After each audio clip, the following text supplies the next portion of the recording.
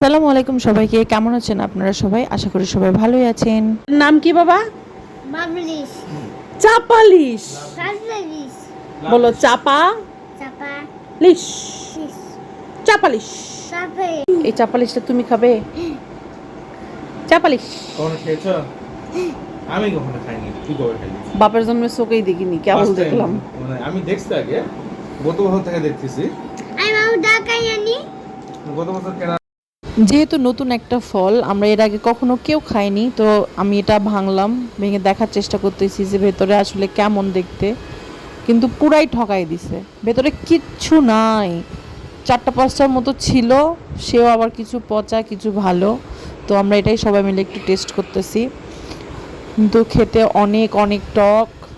এটা ভালো মতো মানে পুরো হলে বা পাকলে হয়তো মিষ্টি লাগতো, কিন্তু জ্বালাই মনে হয় পেরে ফেলছে। একে একে সবাই আমরা টেস্ট করতেছি আর বোঝার চেষ্টা করতেছি যে আসলে ফলটা মানে কি কেমন খেতে, কিন্তু আসলে আসল টেস্ট কেউ বুঝতে পারলাম না।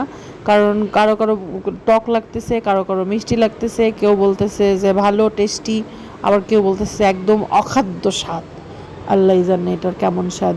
মানে ভালো মতো যদি পেকে একদম গাছ থেকে পাড়া হতো তাহলে হয়তো খেয়ে বুঝতে পারতাম যে স্বাদটা কেমন। আমার মেয়ে তো পুরাই একদম, ওর রিয়াকশনটা ছিল অস্থির। আমার ভাইটা তখন দেশে ছিল, তো এখন ও টেস্ট করবে। ও টক খেতে পারে না, ফার্স্ট টাইম ও টক খাচ্ছে। যাই হোক, ওর কথা খুব মনে পড়ে মাঝে মাঝে।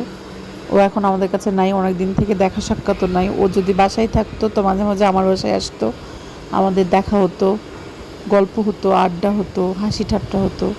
কিন্তু এখনও অনেক অনেক দূরে, কয় বছর পর আসবে তাও জানি না। আল্লাহকে ভালো রাখুক, সুস্থ রাখুক, দোয়া করি।